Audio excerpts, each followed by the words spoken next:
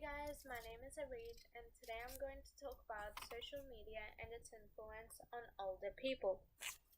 The research by Sullivan 2018 presents that in Australia, more older people have started to use the internet for interpersonal communication, information seeking, commerce, and entertainment.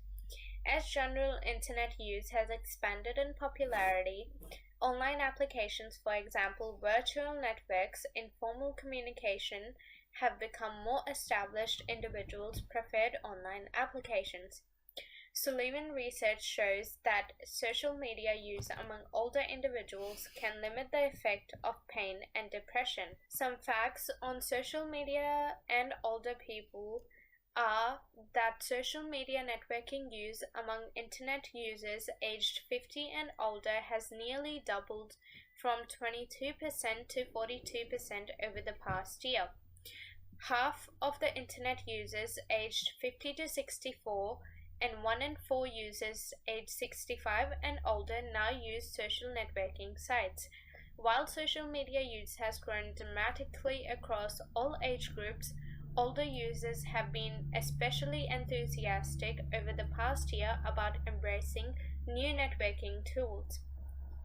Moreover, the research displays that one of the researchers believe that technology can be used in hospitals for aged people so they can still connect with their families via social media in case of long hospitalization. However, the other researcher believes in the value of face-to-face interaction because of its opportunity for older adults to physically move around, in addition to physiological benefits obtained from socialization. In 2018, an experiment was conducted by a zoo whose aim was to examine the pathways by which social sites can improve older people's life satisfaction. The researchers conducted an online survey which lasted for 2 weeks. Respondents were required to report their statistic attributes and emotions with respect to their social networking sites, or referred to as SNS. According to the results, the researchers collected 596 valid responses. The exact results demonstrate that SNS use improves more established individuals' life fulfillment by decreasing their depression and improving their self-adequacy. Social media eases the negative impact of loneliness and improves the beneficial outcome of self-efficacy on life fulfillment. Sex differences and education differences were significant.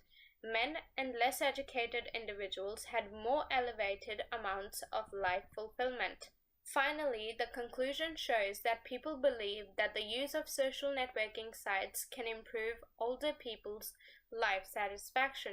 It also demonstrates that policymakers should offer support to social networking sites targeting older people and encourage them to provide more useful services.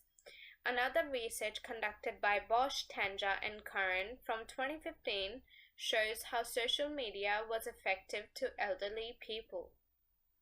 Focusing on in-depth interviews directed with occupants at an old-age home in Cape Town, South Africa, this investigation looks at the primary uses and satisfactions of old individuals from their computers. While the research held in Africa was conducted on the health of elderly people, particularly in respect to HIV and AIDS, there is little research into their adoption of new technologies.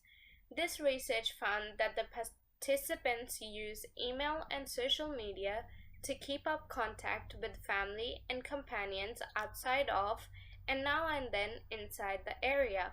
Moreover, keeping in contact included correspondence, yet in addition, perception of exercises like news, photos, and discussions. Using a various gratifications framework, this study found that participants felt connected with society both through their communication with and observation of people and through keeping themselves informed about news and current interest topics.